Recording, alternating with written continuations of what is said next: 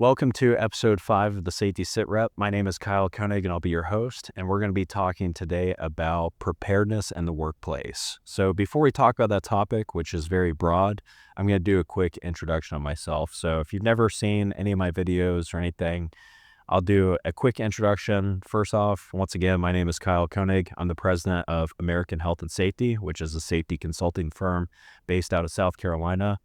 And kind of my background is I was a combat medic in the Army for 6 years. I've been in environmental health and safety in that field, working in various different positions in manufacturing and construction for a little over 13 years now. And I also have my EMT, or emergency medical technician. So that's kind of a short backstory of myself. With this topic, we're going to be talking a lot about just different aspects of preparedness in the workplace. So one of those first aspects of preparedness is making sure that you have the right types of equipment for your workplace. So what I mean is emergency preparedness is a very broad and vast term that can be used to describe a lot of different things. So let's just start off with medical preparedness first, because this is a topic that I know very well. This is a topic that I've had a lot of experience with. And it's also a topic that I've seen people mess up a lot.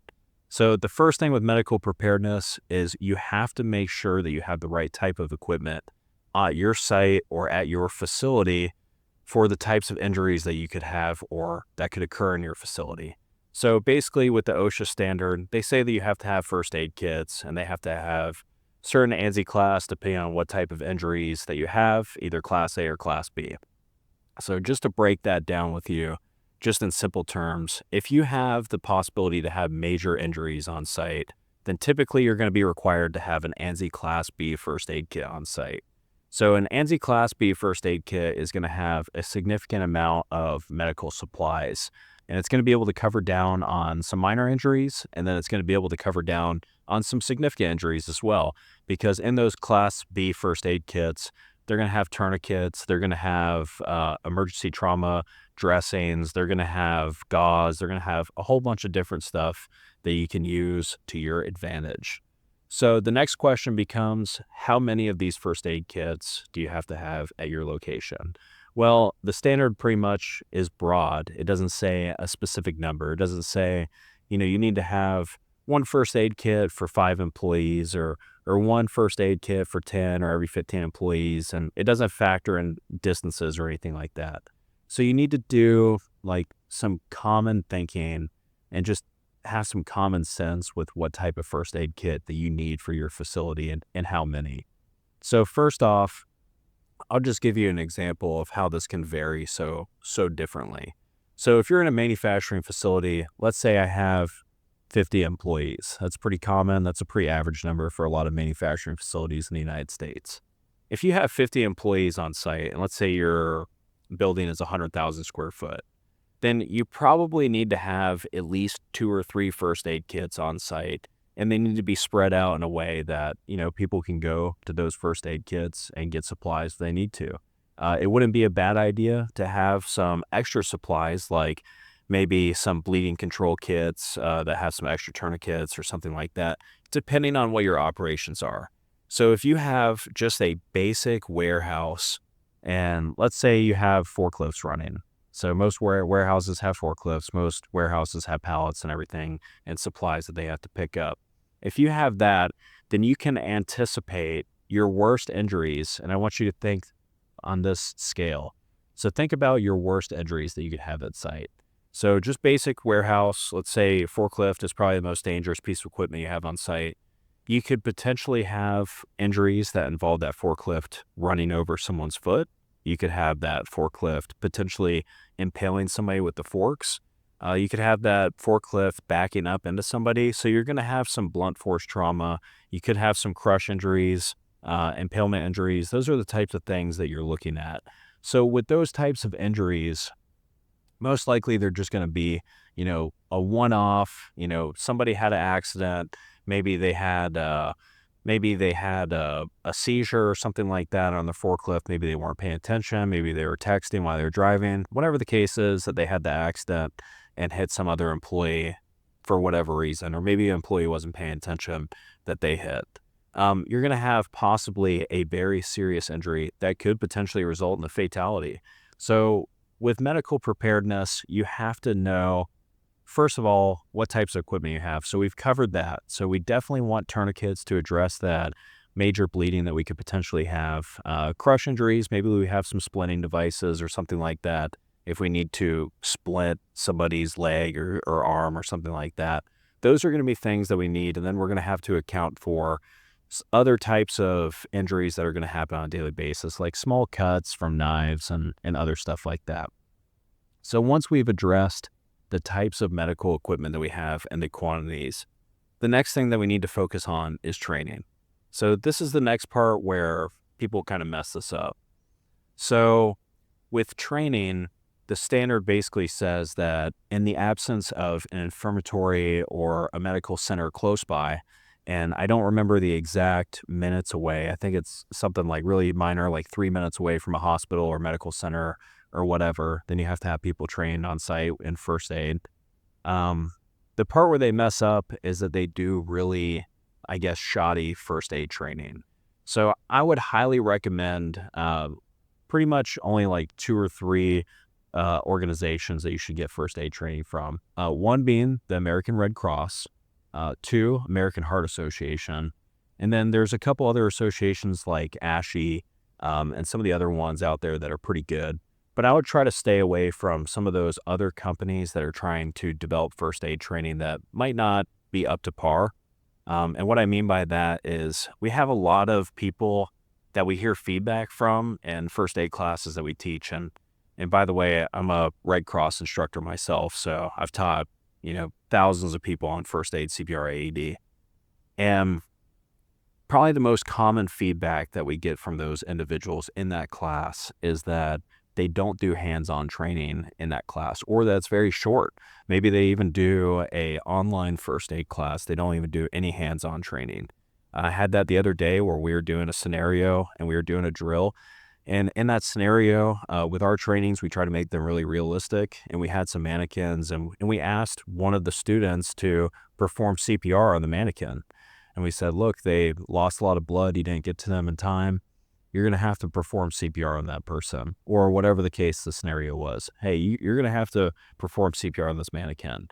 And that individual just did it. They just couldn't do it. Like, they just could not do it at all. And we asked them after, when we did the AAR or after action report, which is kind of where we do like a quick breakdown on what the good and bad and ugly is in the class. When we did that AAR, that student said that they had first aid training last week. The week prior to the class that we did, they had first aid, CPR, AED training. And we asked them what the company net was. A very big company, multi-billion-dollar company. I won't say their name, but they had that training with them and they didn't know what to do at all, period. So that was a huge red flag that unfortunately I see a lot. So a lot of our training classes, people go through first aid, CPR, AED training with some company.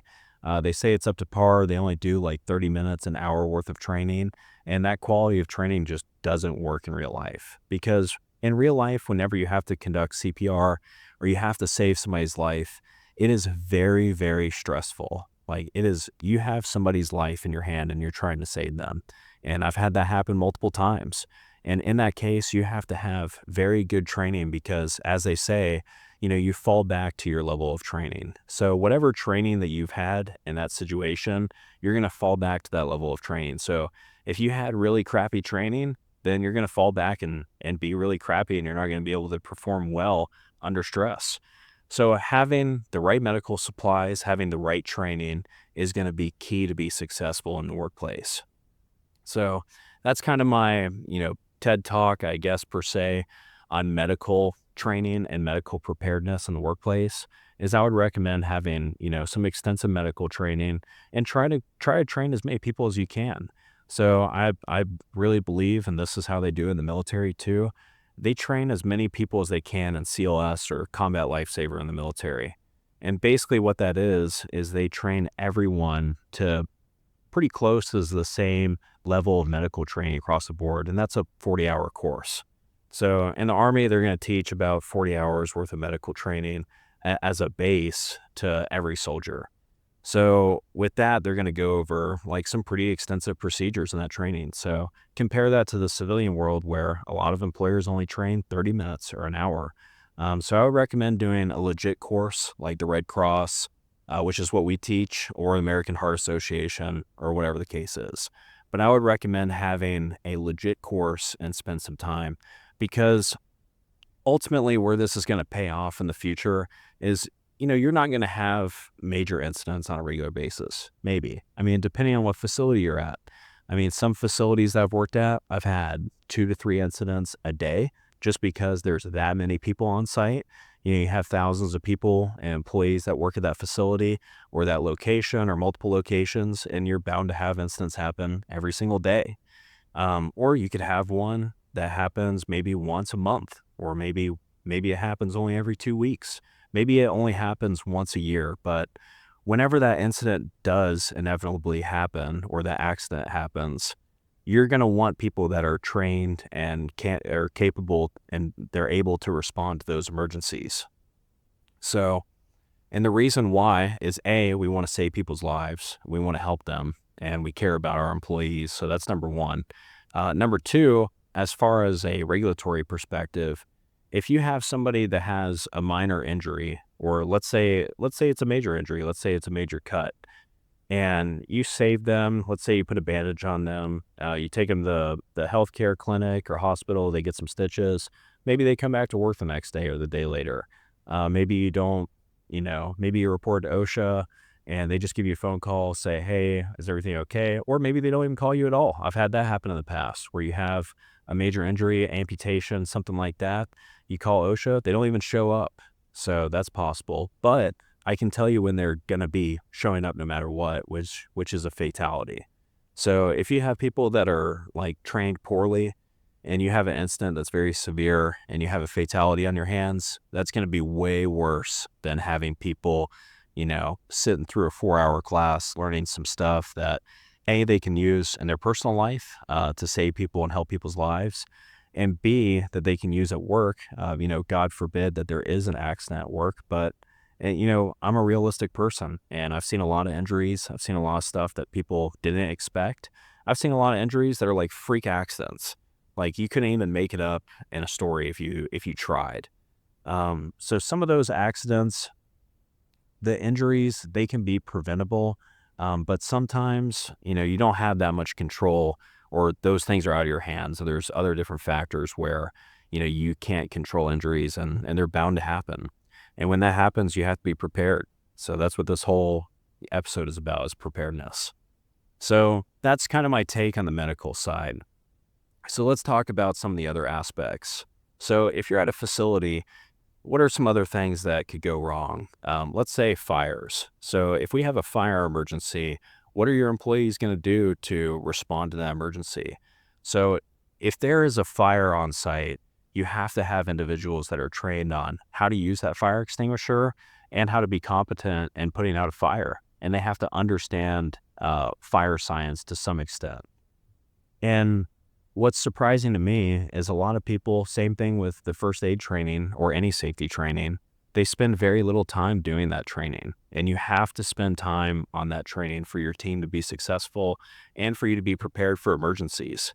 So with fire emergencies, let's say you have fire extinguisher training. Okay, well, what type of training does that consist of? Is it hands-on fire extinguisher training, or is it online fire extinguisher training?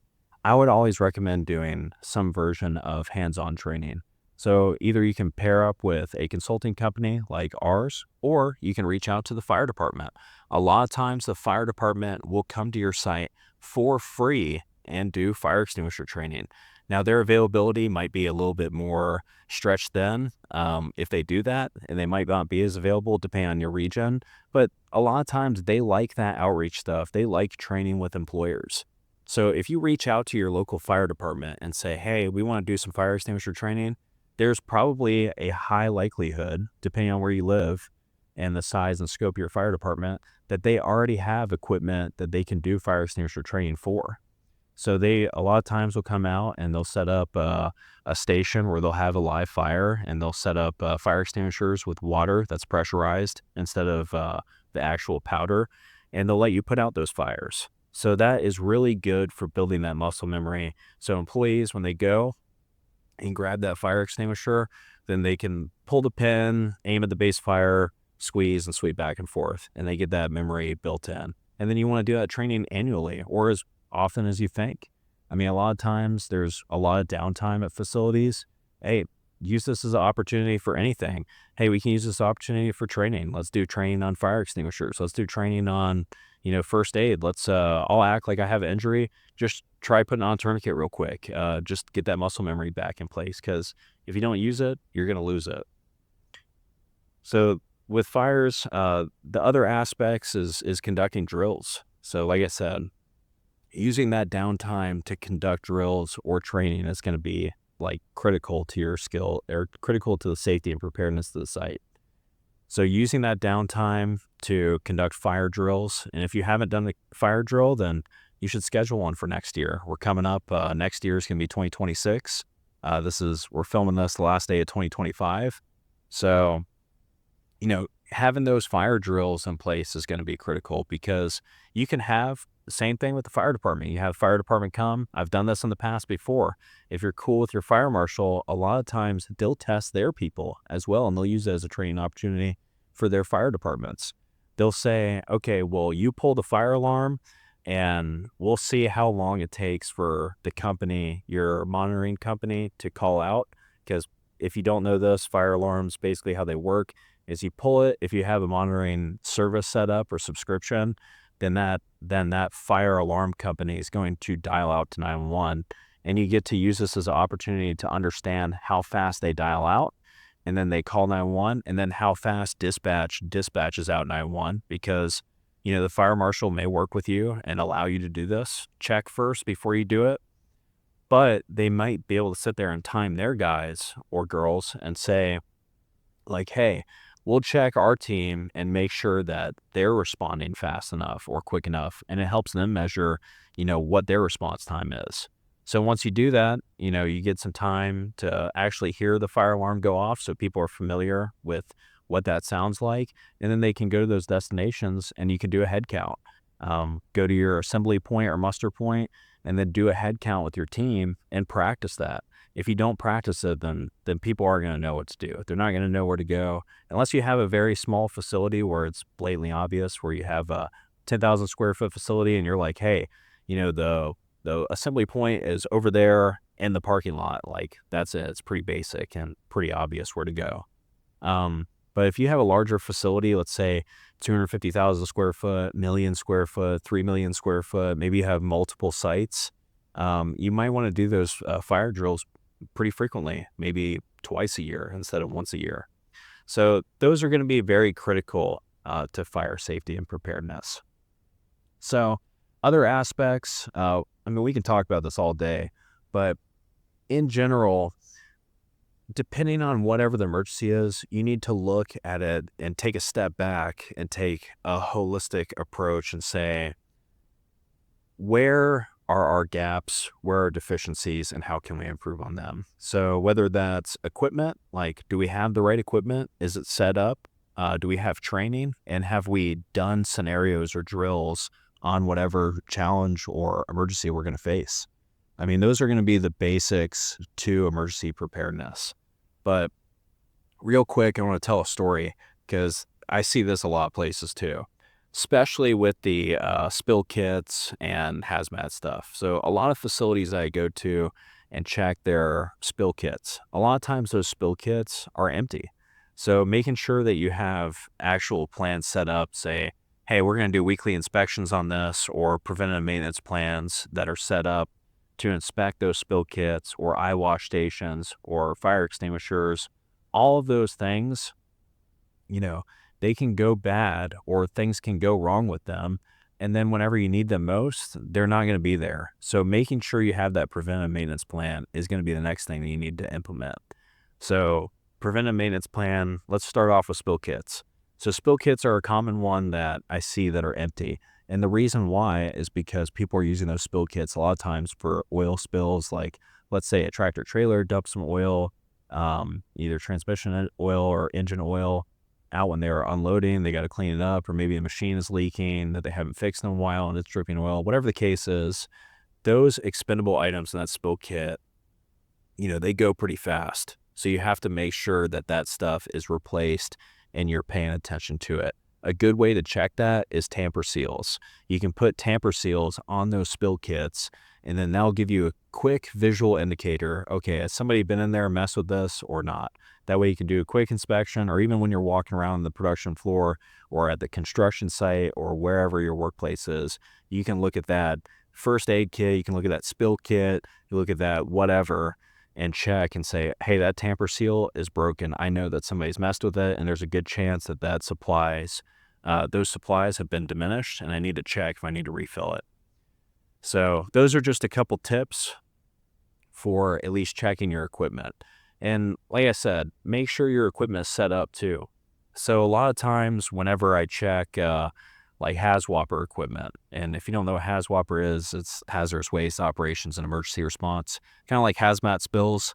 A lot of times companies spend a ton of money, I'm saying tens of thousands or hundreds of thousands of dollars on HAZWOPER equipment. They'll have a whole trailer set up with multiple SCBAs. They'll have respirators, all of that stuff set up in there, and they won't have any of it inspected. They won't have any of it sized their employees. We'll run a scenario and say, hey, you got the spill you need to go clean up. The employees will get in their Tyvek suits. This is the first time they've ever worn them. They'll put it on. The sizing won't be correct. They'll be like, oh, I thought I was a large, but I'm actually an extra large or a 2X or whatever. They'll put it on. It'll be too tight. And then when they go respond to that spill, their Tyvek suits rip. Seen it all the time.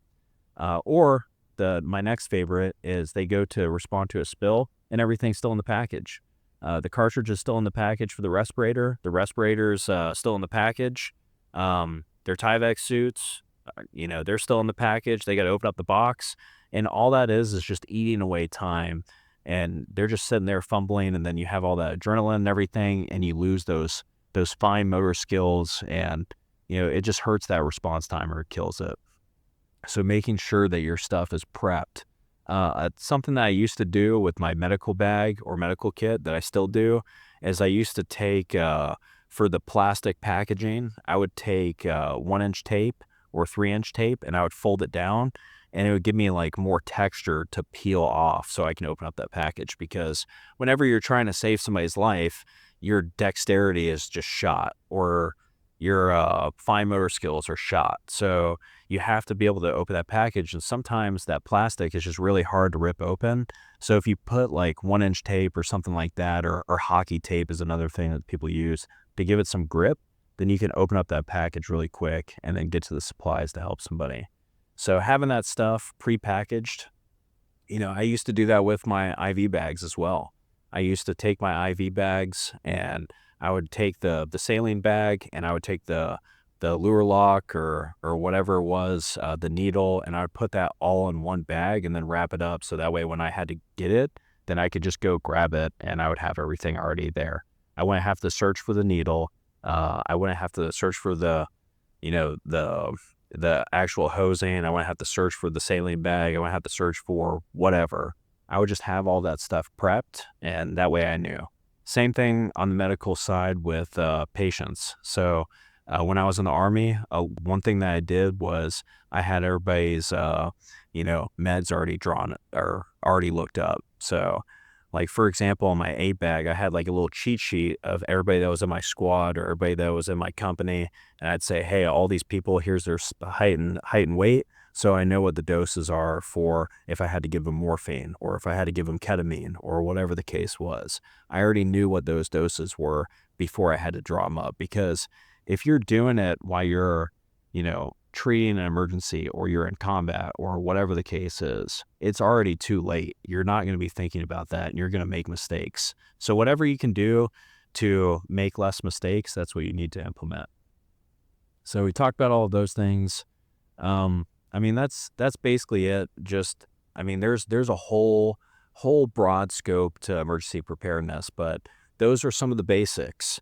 making sure that whatever the scenario is, whether it's a tornado, a fire, a hurricane, a medical emergency, a chemical emergency, whatever the case is, make sure that you do an assessment at your facility or your site and make sure that they have the right equipment, that they have the right training, and that they've been trained on how to use that stuff and it's adequate training. And make sure that people do drills and you do drills consistently. And when you do those drills, don't make them too easy.